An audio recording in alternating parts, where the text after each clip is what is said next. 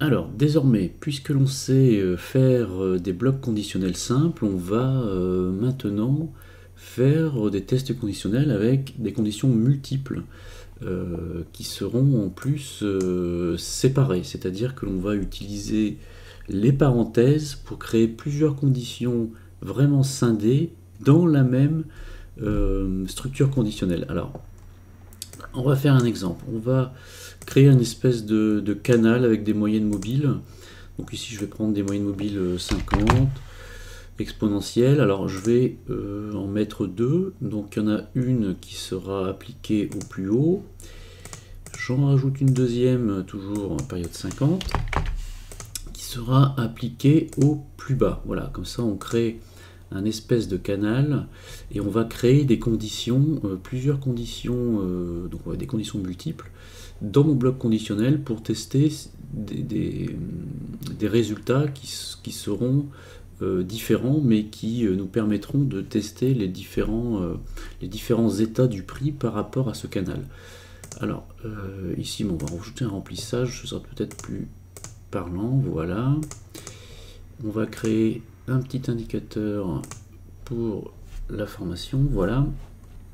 Donc, comment on va appeler ça? On va l'appeler condition multiple. Hein. Voilà.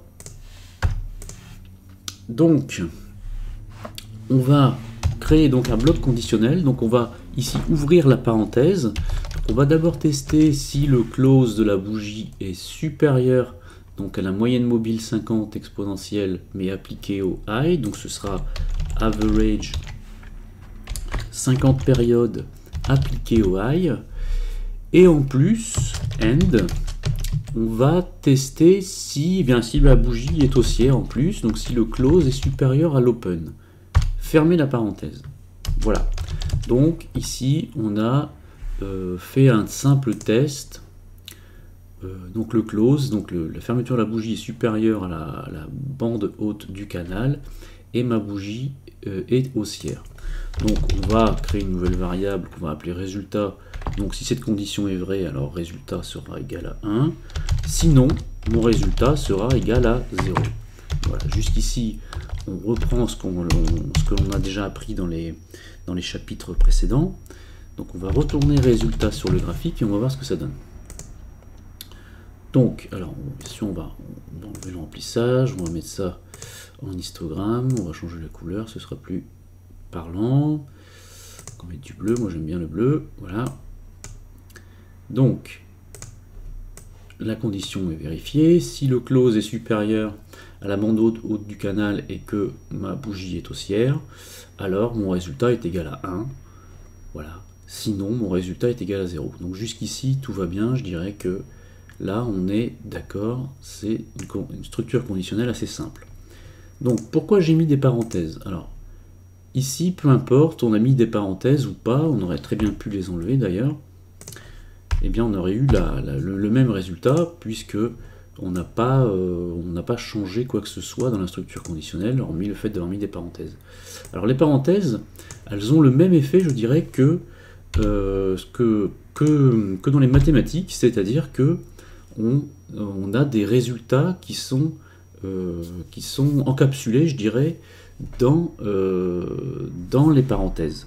Alors pourquoi on fait ça? Parce que si ensuite je rajoute une porte logique OR, par exemple, ou, comme on l'a appris, donc je vais tester une deuxième condition, donc on va faire une condition multiple dans la même structure conditionnelle, donc on va dire ou, sinon, ou, si mon close, par exemple, est inférieur à ma borne, à mon bas de canal, hein, qui est ici la moyenne mobile 50 appliquée au low des bougies, alors mon résultat sera 1.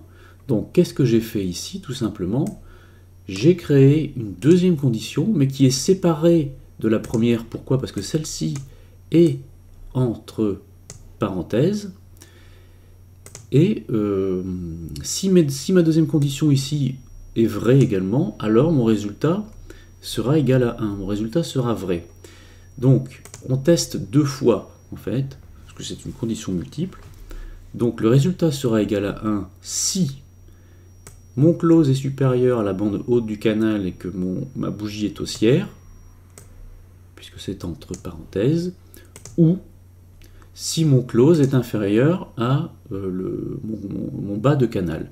Donc c'est-à-dire que le résultat sera égal à 1 si l'une ou l'autre des conditions, puisqu'on l'a séparé par ou, est vraie. Voilà. Donc je vais tester ça. Donc voilà, on se rend compte qu'on a beaucoup plus de conditions qui s'avèrent vraies. Donc ici, effectivement, on a des retours qui sont vrais. Ici, mon close, il est supérieur à la bande haute du canal. Et donc la condition est vraie parce que ma bougie est haussière. Donc ma condition ici s'avère vraie également si effectivement mon close est inférieur à la bande haute du canal. Donc ce qu'on a fait, c'est créer une condition multiple. Et on pourrait bien évidemment en créer comme ça beaucoup plus à la suite en rajoutant d'autres conditions à ma structure conditionnelle qu'on séparera par des parenthèses. Donc ce qui est exécuté, ce qui est testé entre parenthèses est indépendant de mon autre condition dans ma structure conditionnelle multiple. Voilà, donc j'espère que j'ai été clair. On va passer au chapitre suivant. Alors, on va maintenant créer des conditions imbriquées, c'est-à-dire que l'on va commencer avec une structure conditionnelle simple, hein, comme celle-ci, celle de l'exemple précédent, celle du chapitre précédent, et dans laquelle on va créer une deuxième structure conditionnelle. Alors, bon là, ce que j'ai fait pour l'exemple, c'est que j'ai rajouté tout simplement un super trend classique, hein, en période 3-10, et on va changer les résultats de mon indicateur, c'est-à-dire que, par exemple, on va, à la suite du premier test, on va rajouter un deuxième test avec une nouvelle structure conditionnelle. On va tester également si mon super trend et si mon close est supérieur au super trend que l'on a défini ici. Alors le résultat sera égal à 1, sinon il sera égal à 0. Donc, ce que l'on a fait ici, c'est que l'on a créé une structure conditionnelle à l'intérieur d'une autre structure conditionnelle. Alors, ça a des avantages, je vais vous expliquer après. Donc là, on va pouvoir rendre le calcul. Donc, ce qui se passe ici, c'est que l'on teste, bon, bien sûr, encore une fois, c'est la même chose, hein, c'est le close supérieur à la bande supérieure du canal. Si on a une bougie haussière, alors on fait un deuxième test, uniquement si cette structure-là est vraie, alors on exécute celle-ci en fait. Hein. Donc si maintenant on teste si le close est supérieur au super trend, alors le résultat est égal à 1. Sinon, le résultat est égal à 0. Donc ici, ce que l'on remarque, c'est que les résultats ici, en fait, ils sont faux. Pourquoi est-ce qu'ils sont faux sur toute cette période ici, hein, pourquoi est-ce qu'ils sont faux? Parce que cette structure conditionnelle, eh bien, elle n'est exécutée que si cette première condition est vraie, forcément, puisque si cette structure conditionnelle s'avère être fausse, alors tout ce qui est imbriqué à l'intérieur n'est pas testé. Donc, on a testé une première fois si la structure était vraie, eh bien ici, elle est vraie, elle s'avère vraie pour la première fois ici. Alors on exécute le programme. Si le close est supérieur à la super trend, ce qui est vrai ici, puisque le super trend est verte et le close ici est bien supérieur à celle-ci, alors le résultat est égal à 1.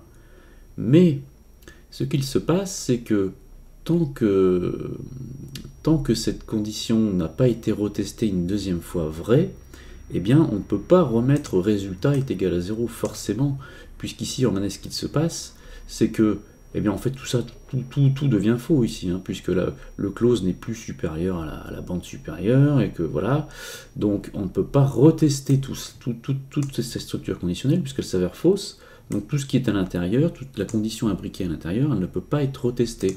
Donc mon indicateur me retourne des valeurs fausses, parce qu'il conserve celles qui étaient retournées vraies juste avant. Donc, pour éviter ce phénomène, qu'est-ce que l'on peut faire?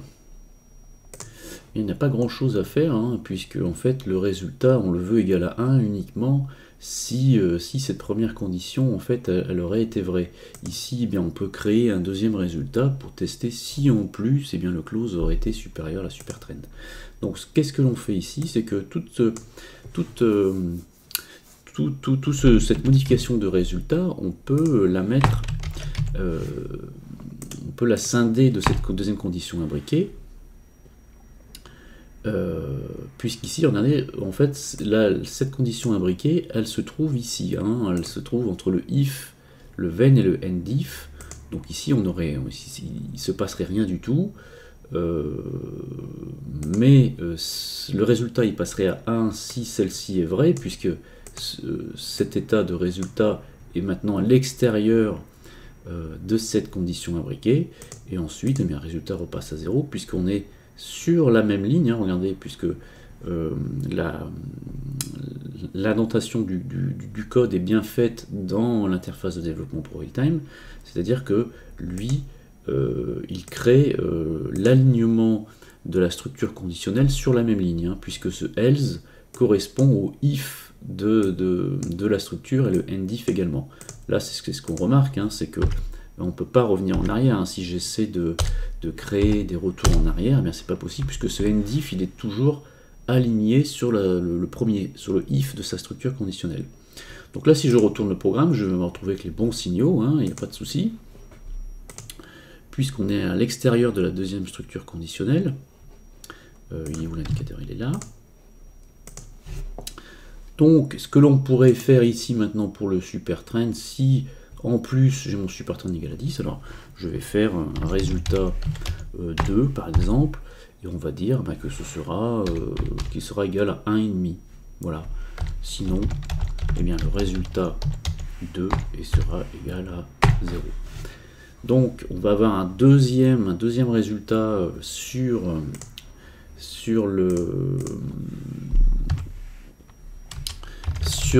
le graphique, hein. Donc là je retourne résultat 2 parce que j'ai oublié de le mettre, et voilà ce qu'on remarque, c'est que on va mettre ça en histogramme également, et on va mettre ça peut-être plutôt mettre ça en point, comme ça ce sera plus visible, voilà, et on va mettre ça en rose par exemple. Alors pourquoi il ne me fiche pas 1,5 forcément, puisqu'il est là? Donc si je reprends la structure conditionnelle que j'ai créée, donc j'ai toujours ma bonne vieille condition qu'on fait depuis le début, hein, ça retourne l'histogramme bleu, quoi qu'il arrive, mais en plus, lorsque je suis dans cette condition-là, si le supertrend est supérieur, si le close est supérieur au supertrend, alors j'affiche en plus ce deuxième signal, c'est-à-dire que le résultat 2 est égal à 1,5. Et cette condition est resetée uniquement si la première condition s'avère vraie, puisque cette structure conditionnelle, elle, ne s'exécute que une fois que la première condition de la structure conditionnelle parent est vraie. Voilà. Donc voilà, c'est tout pour ce chapitre. On passe à la suite.